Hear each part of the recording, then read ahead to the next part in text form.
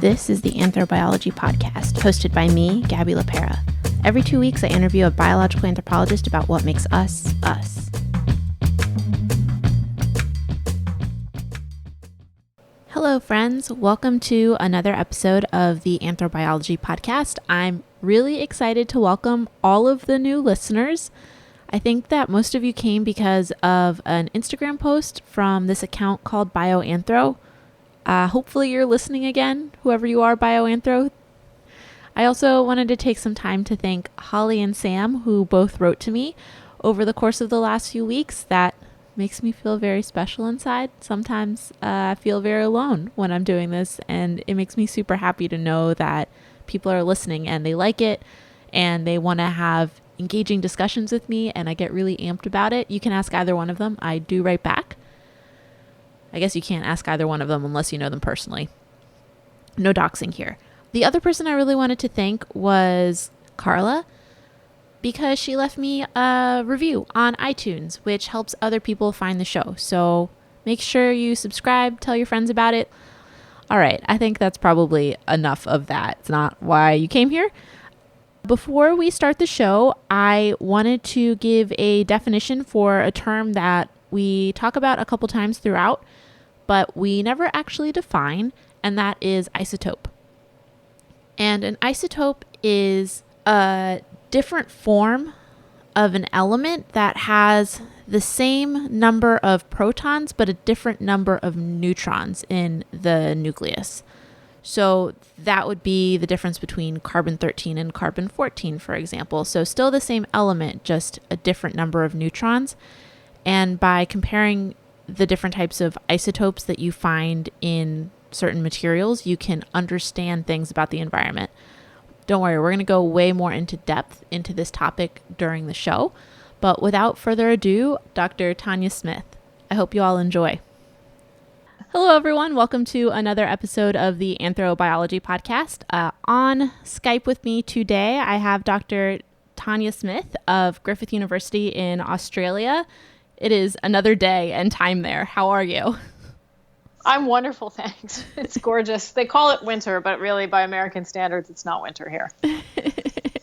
It is technically summer here in San Francisco, and I love the summertime in San Francisco because it's super cold, and I love seeing the tourists, which don't exist this year because of coronavirus, but I love seeing the tourists like in their shorts and like giant hoodies that they had to buy in the like the novelty hoodies because they're so cold. Totally. Yeah, that summer is about what our winter in Australia here. I live in Queensland, which is just a gorgeous state. We've got the Great Barrier Reef and semi-tropical climate year-round. So I'm doing really well. And I'm sure listeners have noticed you don't have an Australian accent. I don't. No, I'm Californian-born, American. Been in Australia for 3.5 years. I work in a research institute at Griffith University called the Australian Research Centre for Human Evolution. And it's the primary center in the Southern Hemisphere to study aspects of not only just what happened in the Asian Pacific region, but human evolution more broadly. And you specialize in teeth, which I think is really interesting. I know teeth really freak some people out. I don't know why. I know that one of the primary stress dreams that a lot of people have is their teeth falling out. Totally. At least that's what my psychologist tells me. I don't really know if she should be sharing that with me. But anyway, you work with teeth. Teeth are super exciting, super interesting. They've changed a lot over time, and they can tell us so much about both individuals and about groups. And you recently had a paper come out in Science Advance, and I really want to talk about that with you. Wonderful. Yeah, well, I'll just say this about teeth. I'm not a clinician, so if you've got bad teeth or you haven't flossed today, you don't have to feel shame. I don't work on that type of science. I actually am really interested in using teeth to better understand really our past, specifically our development, our evolution, and our behavior in the time before there was even such thing as dental floss. So I'm not going to have any insights into how to better care for our teeth today necessarily, but I do think that there are many people that are incredibly impressed when they learn about the sort of fine scale, tiny details inside teeth, but also the sort of bigger questions that we can answer using chemistry and development and structure. So the Science Advances paper was published looking at a couple different levels of information, starting at the microscopic. The basic idea of the research that I've been engaged in for over 20 years is that we can use microscopic imaging, enlarging the insides of teeth to be able to see tiny timelines. And it turns out that inside our mouths, as we're growing and developing, even before we're born, we record the chemistry and we record the timing of how our teeth are growing. And we do that on a daily basis. So we have these little faithful clocks that are ticking away, and they're kind of etching time into their structure. So we have little timelines that are permanent, fully mineralized. They're almost fossilized in our mouths that have each day of our childhoods written down and left behind.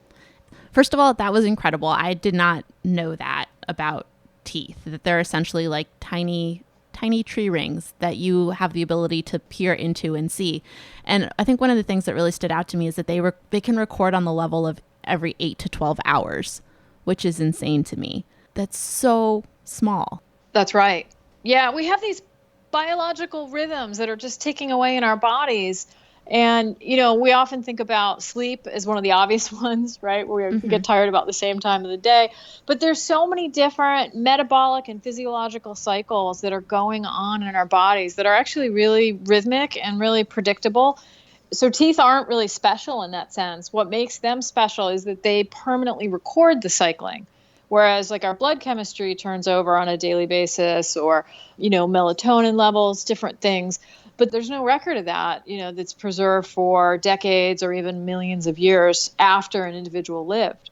So teeth have this really special aspect to them because they keep that record forever. Yeah, and even the medium that we talk about most on this show, which is bone, like that doesn't record as large a portion of a human's life and in such like particular detail as teeth can, which is I'm really so fascinated by this. But one thing that we should mention is that you have two sets of teeth, right? You have your baby teeth and you have your adult teeth. That's right. So maybe talk about a little bit about the cadence of teeth and their development in the individual. Sure, absolutely. Well, baby teeth or deciduous teeth start forming before we're born, just a few months after conception. Amazingly, the cells that are going to secrete the hard tissues start lining up and getting into place. And they'll start making all your baby teeth before you're born, as well as the first molar tooth, the adult molar tooth, just a couple weeks before birth, starts to calcify, or basically add the hard mineral elements to begin the process of creating the future tooth crown and root. So that process starts a couple weeks before birth for our first permanent molars. And then for our other teeth, they kick in a little bit later. And that's partly because there's just no room in a baby's jaw to start forming canines and third molars. And so when you're born, that process of being born actually is recorded as well, along with the daily lines. So this marker of birth, we call it the neonatal line.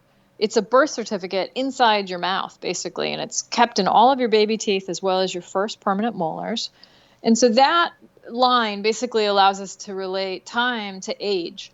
And then we can do counting and measuring of tiny timelines, daily lines, from the first molar to the next tooth that starts forming, which would usually be an incisor, to another tooth, maybe a canine or a second molar. So we can actually sequentially work our way through time, starting with the earliest formed adult tooth, which that first molar would be, and we can go all the way up to the third molar. That's our last tooth, our wisdom tooth. And that finishes up, usually the root, the part that holds it in the bone, finishes up around 20 years of age on average for most people. So you've got a 20-year record on a daily level of your development in terms of the number of days, the rate of growth, but also the chemistry, what you were eating, what the water you were drinking was like, where you grew up. There's just so much of your childhood that's basically written and recorded in your teeth.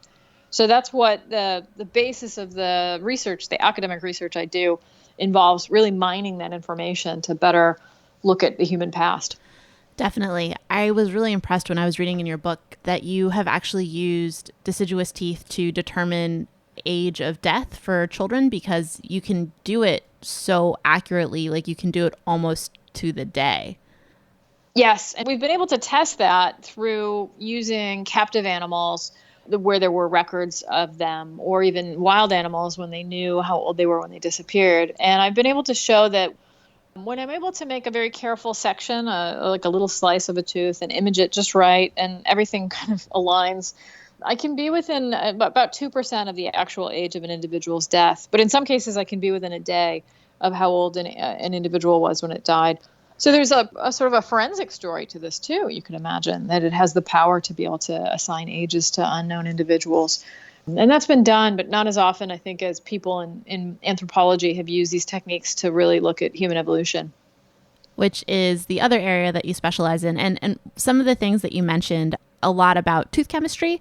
And I think that people don't realize that when your teeth are forming, like they're actually trapping a lot of what is in the environment around you in your teeth. So looking at different ratios of elements, for example, can tell you where a person grew up or what kind of food they were eating. But then there's also other aspects of the teeth beyond the chemistry, right? Like wear and microwear and whatever's caught in the dental calculus. Speaking of which, dental calculus, what is it? Oh, it's just magic. It's mineralized plaque. So we all have that fun experience of waking up in the morning and feeling our teeth are just a tiny bit too furry for our comfort, and that hopefully motivates us to go brush them. But that's basically an accumulation of proteins and bacteria, over the course of the day that adheres naturally to tooth crowns and exposed roots. And so if that's not cleaned away, or there's areas of the teeth that aren't accessible, that'll build up over time. And it actually can calcify, can basically become a hard mineral deposit. And so in the past, when people weren't as concerned with flossing and brushing, we had really extensive buildups of plaque that became mineralized into calculus. It's also called tartar. Some people have heard of tartar.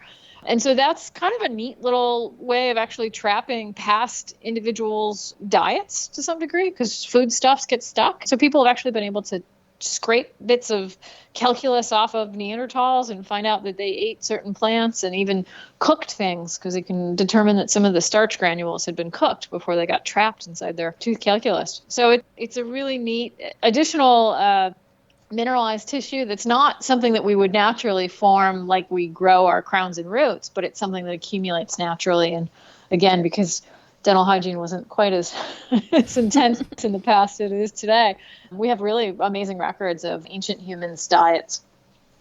Certainly. And that is like a major aspect of what people who are interested in teeth can study. But then there's also, because your teeth are growing as you're developing, you can also understand something about food security, illness and stress during development periods through stuff like hypoplasias, which is basically like the teeth don't form the way that you would expect them to. Yep. So those are other things that you can understand by looking at teeth kind of like on the individual level. But other stuff you can look at is potentially like migration patterns. And then you can also open these larger windows, which, going back to your paper, we've come back in a roundabout way. One of the things that you have been able to look at through looking at ancient teeth is climate. Yeah, well, this is based again on this idea that the water that we're drinking has a particular chemical signature dependent on the environment that we're in. So if you grew up in the mountains of Colorado, that water chemistry is slightly different than if you grew up in the Everglades of Florida. And so we can actually take records of the water that individuals were consuming directly or from food or mother's milk and recognize temperature variation or precipitation variation in the past. And because I have this faithful love of tiny timelines, I'm able to actually relate the little chemical samples that we're making on a very fine scale to the timing of tooth development, to be able to look at actual weekly changes in the environmental conditions that are locked inside those chemical records. So the paper with the Neanderthal children that we've been kind of flirting about is a study of 250,000-year-old teeth from southeast France that were recovered by archaeologists a number of years ago. And they let me make these tiny thin sections, which allowed me to work out exactly how many days each tooth was growing for. And then we used a couple different analytical techniques to measure the variation in the oxygen isotopes. So these are different heavy and light forms of oxygen that change throughout the year depending on water precipitation or on temperature variation. So we sampled the sort of paleoclimate markers. And then we also looked at the incorporation of an element called barium, which comes from mother's milk. So we were able to actually document when these Neanderthals were nursing or when they were suckling, taking on milk from their mothers directly. And again, we could relate that to the tiny timelines to assign ages to when they started and stopped nursing, and then even relate that to the environment. So this was just a really amazing paper from the perspective of everything coming together. We've been working on the climate science for about 10 years, trying to really pin down careful oxygen isotope samples to be able to really know we're getting at true seasonal variation.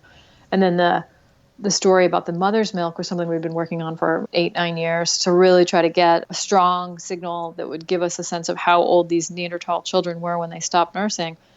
And it all came together with these teeth. We really just had this elegant story. In one case, for one individual, I was even able to figure out what season it was born during because we had the climate data. We could relate that to the birth line and then show basically that it nursed for 2.5 years after it was born. It was born in the spring. And then it stopped nursing 2.5 years later in the fall. We were also even able to pick up some really extreme stress that this poor kid experienced in its wintertime. In the first winter, there was a really strong stress line. And even, surprisingly, we found lead exposure or some sort of like lead poisoning in both of these two Neanderthal children 250,000 years ago. And it was the oldest report of any lifetime lead in consumption in the human fossil record. And that was total surprise. We weren't even looking purpose for lead. It was just a secondary part of the analyses. And the lead exposures happened during the winter as well. So that gives you a sense that there may have been something going on a behavioral level. The group of Neanderthals may have been moving into an area with water that had been contaminated with lead or potentially burning something that had lead in it, because lead can be consumed or it can be inhaled. Mm-hmm. So if you're in an environment where lead is in whatever's being burned, you can get it into your body that way. And in this part of France, actually, there are natural lead deposits in these deep caves. They had been commercially mined in the recent past. So to us, it suggested maybe these communities or populations of Neanderthals may have been using part of their environment in the winter, potentially as a refuge. Because we're in the foothills of the Alps here. This is not a super fun place to be in the wintertime. 250,000 years ago. So you're obviously going to take shelter wherever you can. And that, in that instance, for these children, their family groups or the mothers certainly may have brought them into environments where they were then inadvertently exposed to, this is a neurotoxin. This isn't the kind of thing you really, certainly at any point in your life, want to be consuming or inhaling. But from a perspective, it's very deleterious for children to be exposed to lead. Right. From a long-term developmental perspective, certainly. Yeah. And then I think the other thing that was really interesting to me was like you were really able to relate it to climate and seasonality, and you were able to see what it would have been like for them at that time. Like what was the climate at that time for those Neanderthal children? Well, great question. It certainly was more marked in terms of the extremes of the cold and the warm periods than even just 5,000 years ago. We know that because one of the other teeth we analyzed, we thought it was a Neanderthal, but it turned out once we did the dating and we did the developmental analyses that it was a modern human child. And the tooth had been confused by the archaeologists and thought to have been older than it really was and part of the archaeological layers that were Neanderthal, but in fact it was a recent child's tooth. So we did the same analysis of that tooth, and the oxygen isotopes basically showed that 5,000 years ago it was warmer in that part of France, and it was less variable in terms of the winters and the summers. So you didn't have the extremes that characterized Europe during these cooler periods, and that would have, really led to some pretty extreme behaviors to be able to survive them. So listeners, I don't know if you caught that, but the modern child lived 5,000 years ago.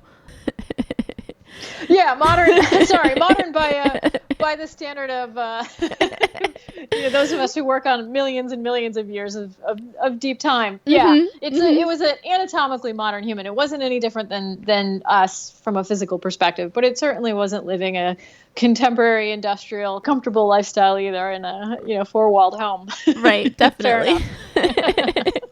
Fair enough. I love talking to anthropologists because it's the same like when you talk to geologists. They're just like, oh, it's pretty recent, just like 100,000 years old. Yep. Time is so relative. Definitely. It really is. Definitely. Yeah. So, again, I think that the story, it's consistent with what we've thought about different points in past, particularly that Neanderthals have inhabited parts of the world at times that were so much more extreme than anything that you and I have certainly seen or lived through. And it really underscores I think the sophistication of Neanderthals. They often get bashed for being kind of brutish, but modern humans didn't colonize anything quite that extreme until much more recently than the Neanderthals. And so these kids we can say they were probably pretty stressed, but they were part of a radiation of this really sophisticated ancient hominin species that lived in a pretty extreme environment. And survived For hundreds of thousands of years. Yeah. Until we shut up. Yeah, we're not good for a lot of species, it turns out. No, we're not. That is true. One thing I actually wanted to ask you about was one of the things that you look at is changes in human teeth over time. And that kind of manifests in different ways. So you can see shifts in whole groups' diets, like between hunter-gatherers and agriculturalists, so changes in subsistence patterns. I would love if you could talk a little bit about that and like if you're seeing any reflections of that in what's happening in modern tooth stuff. Said so elegantly. Yeah. So, I mean, there are a number of people who've worked on this in the past, looking at things on a kind of observable level, things like wear patterns, showing really clearly that people who lived a traditional hunter-gatherer lifestyle, they tended to wear their teeth fairly rapidly compared to agriculturalists or certainly people today. You could imagine having teeth that were quite worn down by the time you became an adult. Whereas today, even senior citizens don't have heavily worn teeth compared to people who lived, a couple thousand years ago. So we see this diet shift potentially related to the way that both food is processed, in terms of preparing and cooking and boiling and cleaning food, but also the type of food. So when you're growing things, and I have a garden I'm looking at right now, most of the things I'm growing are fairly soft, easy to chew, easily digestible. They don't tend to require as much force to chew, and so they don't tend to lead to chipping and the loss of tooth enamel as quickly as a lot of natural or wild gathered food items would. So we can say on a very kind of observable level that with this change in subsistence practices that our species has undergone in the last 10,000 years or so, that our teeth, they aren't as heavily worn down.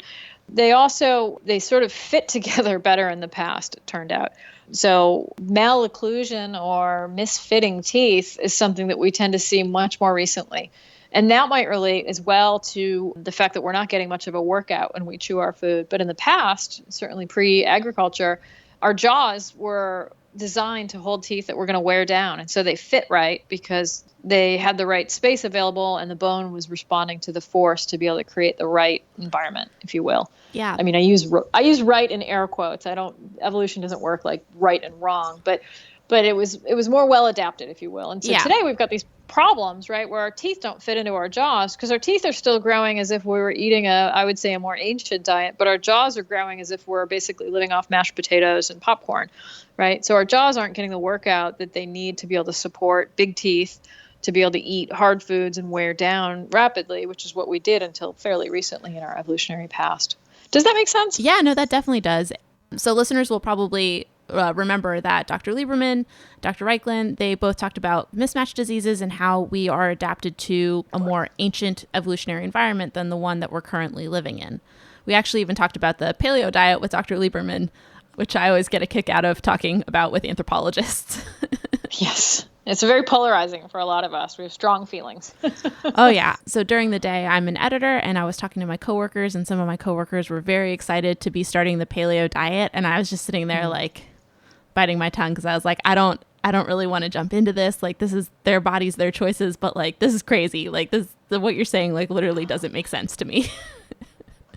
Well, I think it's easy to kind of fetishize this idea of the past as like everything natural and normal, and the present is a sort of dystopic state of being. But it's the thing that bothers me a little bit about this paleo movement. And I write about this in my book in this chapter about You Are What You Eat. And, the fact of the matter is that there's no way that we all ate the exact same thing 10,000 or 15,000 years ago. We lived all over the world in very different environments. We had all kinds of different foods available to us. And somehow we managed, whether we were in Indonesia or Northern Europe or Southern Africa, we all managed to survive, but yet we weren't eating the same food. So there is no one paleo diet. That's key. And teeth are actually kind of helpful to get at this because they record the chemistry of what you're eating, along with the wear patterns of what you're eating, along with the calculus, which traps little particles of what you're eating. So if you really want to get at, this question of what people once ate, teeth are the best way to get at it. I love this conversation. There's so much to go into with teeth. And you mentioned your book, and I don't know if you're just like very modest or what, but I'm going to plug your book because I loved it and I learned a lot while I was reading it. It's called The Tales Teeth Tell, which is highly alliterative, something else that I really like. Thank you. Strong recommendation for anyone who wants to learn about teeth. One of the things I also really enjoyed about your writing is that I think it's very approachable, and there's just enough like dashes of humor throughout that are just unexpected and delightful. I really liked it.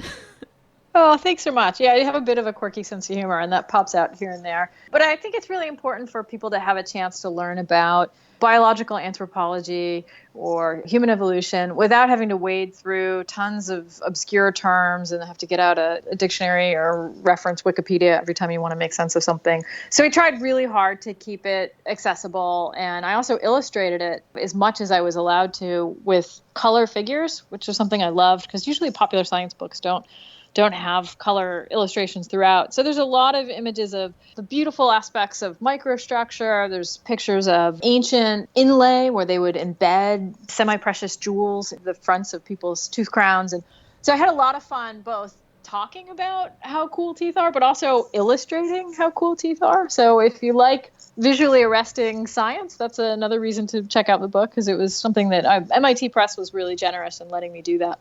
Yeah, I can definitely vouch for that. I was talking to a friend of mine about your book, and I was like, I think the best part are all the figures and diagrams, and I am so happy that I got a physical copy of it. I'm obsessed with buying science books in hardcover or just physical copies because I like being able to flip back and forth to see the pictures. And this is really, really a wonderful book. I'm super excited to have it. Anyway, thanks. I'm delighted. Fangirling. But wait, let me just be honest. I mean, this is exactly why, that feedback is really gratifying, because this is exactly it. I didn't want you to have a PhD in, some obscure specialized area to really appreciate why this information is worth considering. And so you're giving me that kind of feedback that people want. They want to be able to learn things without having to work so hard to learn them, right? And they want to be able to see what is it that's so exciting. And for somebody like me, I spent 20 years thinking about this as a day job, but also probably more in the evenings than you might care to know. And it's just really lovely to be able to engage with people and not have to have it be so structured and formalized or only in a classroom. So that's, I just make a plug for anybody who, wants to learn more, that there are academics out there writing popular science books because they really want to be able to engage in more organic ways with people. So thank you. Thanks for the plug. You're welcome. And actually, I wasn't going to go into this, but I have very strong feelings about popular science books. And you can totally tell the difference when someone is writing a book and they are a specialist in their field and they are used to talking to students versus people who are just like kind of tangentially related to the field and they became interested in it and they decided to write about it. It's not to say that those people can't produce good work, but they typically end up giving not as full of a picture as you would actually really need to understand something deeply. And then there's the other end of the spectrum, which is, I was reading this book the other day by these two quantum biologists. Oh man, they were very proud of themselves, and it really showed.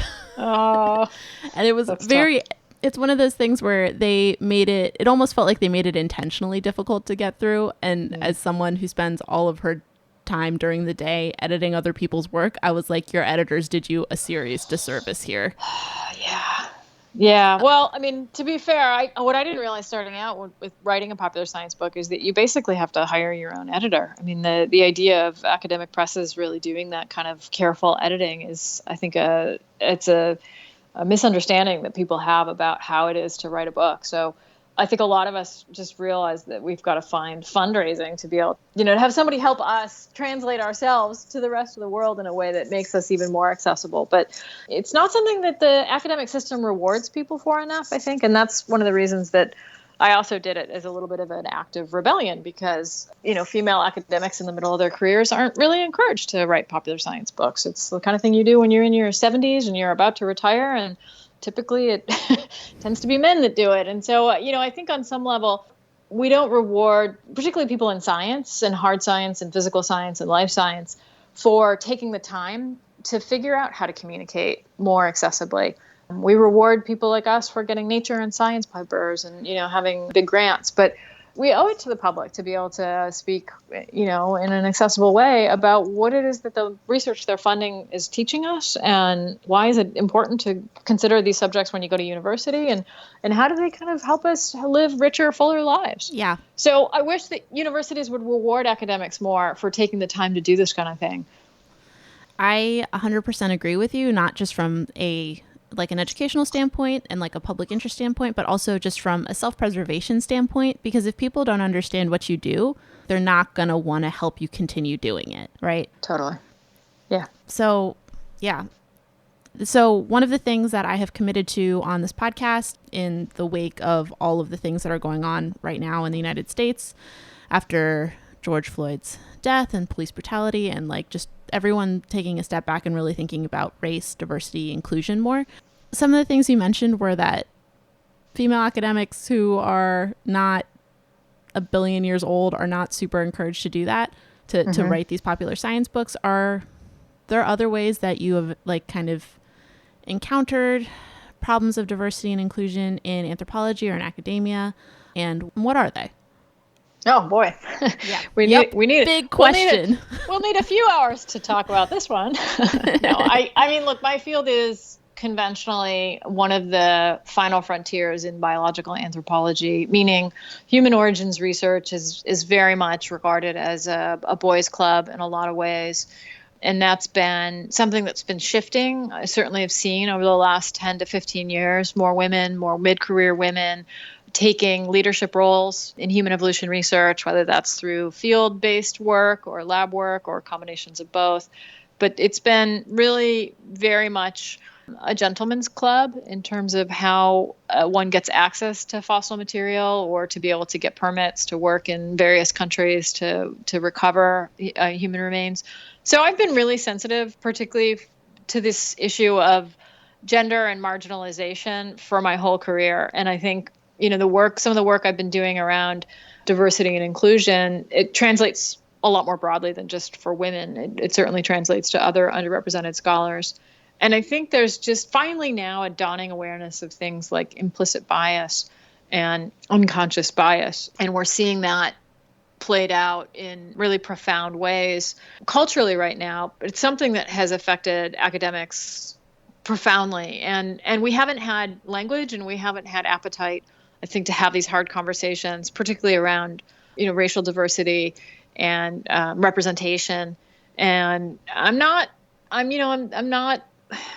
some level, I'm a little bit frustrated to see that most of the people that are pushing this are younger people without job security who are saying, that we're underrepresented. But, I think what it's going to take is really broader buy-in from leadership, university leadership and funding bodies to really create a carrot and stick system to make sure that academia continues to diversify and people start to excavate some of these biases that have been operating for as long as academia has been a thing. Yeah. That's definitely a very good thing that you've pointed out, I think that people see academia as kind of a monolith, but the reality is that if you are young and you don't have tenure and like you really, really want tenure and you want that security, which there's nothing wrong with that. One, it actually makes it harder to do more out there, like weird, interesting research because like you don't want to offend anyone. But two, it just also makes it a lot harder to push for these changes, and it puts you in a much less secure position than if you were a billion years old. And that's why those billion-year-old men write the pop science books, because they're old and they can. That's right. And they're not under pressure at that point to publish yet another super high impact paper that will help them get the next $1 million grant. You know, by the end of your career, you've got more freedom in effect to be able to, I guess, engage in the kind of intellectual activities you want, or to do something like a frivolous popular science book instead of yet another competitive research paper. But I think it's on people in those positions of privilege to really, you know, stand up and say, is this okay that I'm part of a status quo? And what am I going to do to really leave a legacy of transformation and change? And I mean, we don't need to get into the science of like how diversity improves innovation. But if scientists are really committed to getting at truth and fundamental knowledge, diversifying your environments, your universities, your lab groups is the first thing we all should be doing, because we know we're going to do better science if that's true. That is definitely true. I am very happy that we have had this conversation, but I also want us to be able to relax a little bit. So I'm going to transition into some topics. Actually, one of the things that I saw in your book that I really liked was that you mentioned that there are a lot of different myths around losing your teeth in different cultures. So like Americans have the tooth fairy. My parents are Venezuelan. My dad's Spanish, my mom's Venezuelan. So we had El Ratoncito Pérez, which is the mouse whose name is like Mr. Pérez. Cool. Tell me more. Yeah, so it's actually I called my mom earlier because I was like, I don't think I'm remembering the story right. And she's like, no, you are. It's just a very strange story. So the story starts with this little cockroach. Her name is La Cucarachita Martinez, and she finds a quarter and she goes to the market and she buys some ribbons for her hair. And she puts the ribbons in her hair, and all of the animals in the forest are enamored of her. One by one, they go by her window and they ask for her hand in marriage. And the cockroach says to them, well, what do you do at night? And the lion's like, oh, I roar very loudly at night. and each animal does something at night that she just finds objectionable until El Ratoncito Pérez comes by. And she's like, what do you do at night? And he's like, no, I'm just very, very quiet at night. Sometimes I go out and get teeth. And she's like, that sounds great. Let's get married. And so this cockroach and this mouse get married. No explanation for why he looks for teeth and why he gives you money in exchange for the teeth. Wow. But it is a beautiful story of cross-species love, I guess. Oh my gosh. So you would hide your baby teeth when they were shed or when you lost them, and yes. And the mouse would come and leave you a monetary reward for your teeth. Yes, that is exactly what would happen. Just like the tooth fairy, but a mouse, Mr. Pérez. I love it. I love it. I did write about some of these different cross-cultural experiences. There's different traditions in Europe as well, and often involving, you know, animal token or totem animals that would be the receiver of the tooth rather than the American preference for a fairy. And I just think it's fascinating, you know, that it's different cross-cultural tales about the significance of losing your teeth. And that's beautiful. Thanks for sharing that story. We'll leave aside welcome. how you braid the hair of a cockroach. That'll be another podcast. Who knows? I know. Because I called her and I was like, Mom, this surely can't be the whole thing. And she's like, no, it is. And in some versions, he falls into a boiling hot pot of onion soup. Wow. I know. There's drama. And like sometimes in some stories he gets pushed, in other stories he gets saved and he doesn't, in other ones, and there's songs. There's a whole oral tradition around this mouse and his cockroach wife. That's fascinating. Well, if you ever find an account written in English, you'll have to pass it my way. I'd love to read more. I would be happy to do that. Turning back to actual cultural practices with teeth, another thing that was very interesting and you mentioned earlier was that there's tooth modifications that vary from culture to culture and they signify different things in different cultures. You mentioned the teeth inlays that certain peoples do. Yeah, certainly something much more common in terms of the inlay of things like at depth, actually drilling into teeth and embedding things in them was something that happened 3 to 5,000 years ago, most commonly in Central America. Inlay is popular today, but people don't tend to like drill holes in their teeth. They'll just take a little glue and stick a gemstone on their teeth. And we know that that's a form of personal expression, right? Like not unlike tattooing to some degree. But that practice is not a modern practice. It's something that goes back 3 to 5,000 years ago is where we have a pretty substantial archaeological record, not just of putting stones sort of into the surfaces of a tooth, but even like filing down teeth or putting different metal foils around teeth. There are a number of different ways that teeth were modified, kind of like canvases as a form of expression or even maybe status. For some of these individuals to have carefully crafted and filed down their teeth using different abrasive powders or things would have been a pretty involved procedure. It's not the kind of thing you just do for a few minutes at the end of the day and then you're done with. So you'd think that maybe that's somebody pretty important when we find their remains. If that elaborate of a modification was done to them, we may be seeing social stratification in the archaeological record, whereby these people were marked as being important or royal in some way, perhaps. Right. And then I think that there are also certain groups in Africa that do tooth modification as an identifier of their community. Yes, including removal. Yeah, I had a hard time reading some of these accounts of tooth removal where they would, this wasn't the kind of careful environment you imagine in your dentist's office with a laughing gas or a Novocaine or, anything like that. People would actually have their teeth removed with a really simplistic use of rocks and sticks to basically dislodge them. And that process of dislodging teeth was often a rite of passage, a sort of rite of adulthood or kind of the end of childhood.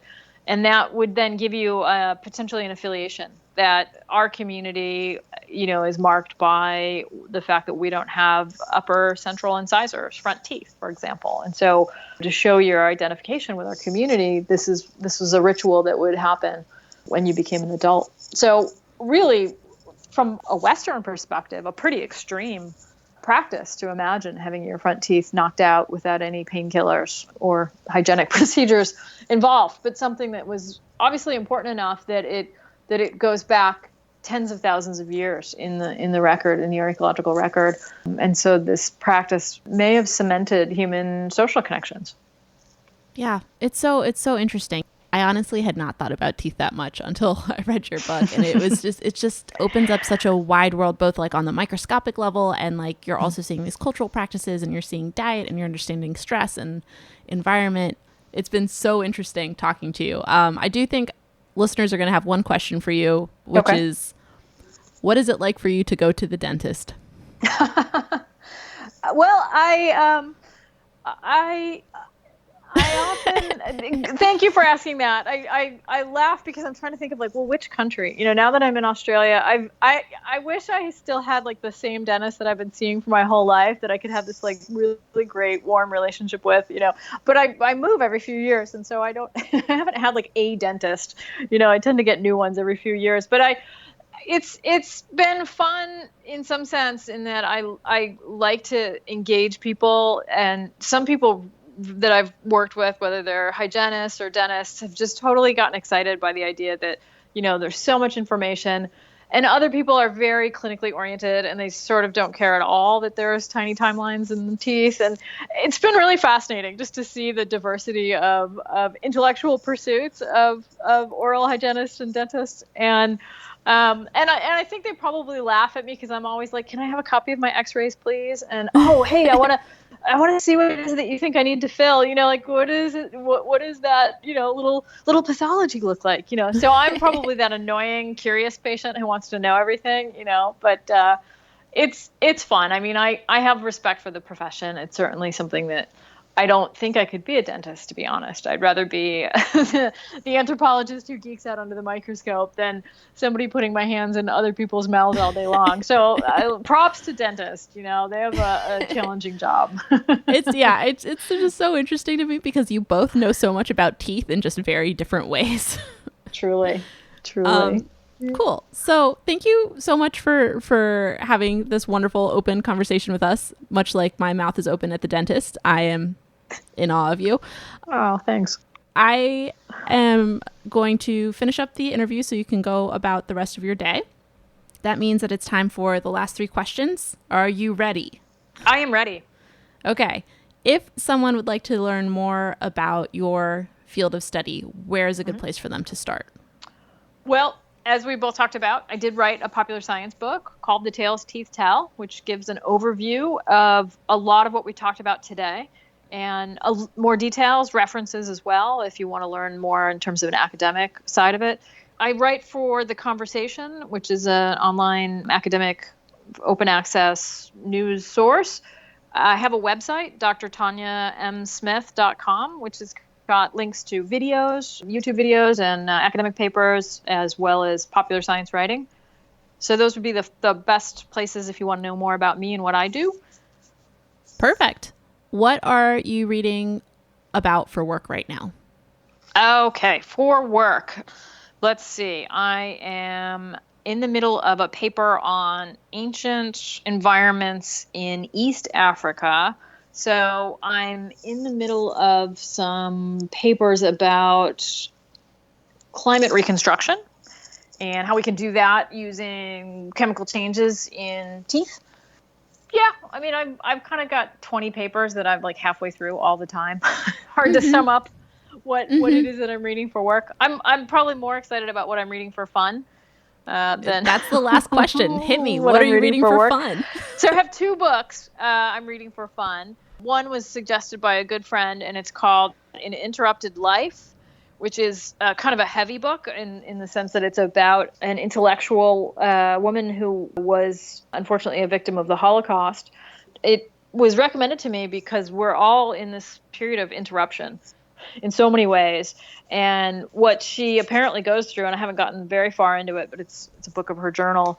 It's really the transformation that occurred as her life was interrupted. And it ends up being this like really fortuitous period of personal growth. And so it's kind of an inspiration to think about, yeah, look, a lot of things that I thought were going to happen this year aren't happening, but how do I sort of imagine the growth that can occur when my life is interrupted?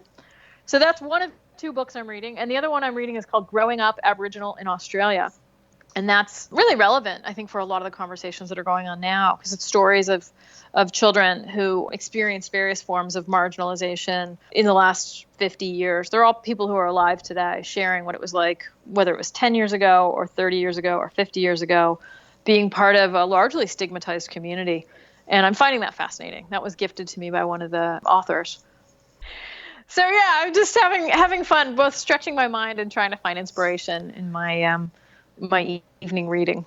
Yeah, the story of Aboriginals in Australia is really, really interesting, and I could do an entire another show just on that. Mm-hmm. So if you're liking it, then I will give that a shot once I'm done with the book that I'm reading. Right now I'm reading History of White People. Which is really interesting. There's actually like a whole section on anthropology right at the beginning. So we'll see how that goes. I feel like it's given me a lot to think about. I'm also reading a fun book right now. I think it's called The Six of Crows by Leigh Bardugo. I have a friend who really loves YA literature, and she recommended it to me as like escapist literature. So that's what I'm reading right now. Is it serving its purpose? It is. It definitely is. It's a lot easier to get through. Like I don't have to think about it, right? It's just like popcorn. Totally. Yeah. Well, I'm heading on vacation next week, and I've got to find something like that too, where I can just kind of check out just the tiniest bit and feel like a little restorative. Yeah, it's important to take care of yourself. It is, and it's important to engage in things that stretch our mind, but I think we have to have balance, right? Especially when your day job is stretching your mind, then it's like, okay, what am I going to do in the evening that isn't just totally checking out, but allows me to just kind of unwind a little bit. So, looking forward to that next week, and grateful that we had a chance to talk today. Me too. Thank you so much for your time. I really appreciate it. My pleasure. Let me know if I can be helpful in the future. Definitely. Thanks for joining me for this episode of the Anthrobiology Podcast. If you have questions or comments, you can reach me at gabby.lapera@anthrobiology.com. That's spelled GABY.LAPERA@anthrobiology.com. This show was produced and edited by me. Music courtesy of Chad Crouch, aka Poddington Bear at Sound of Picture.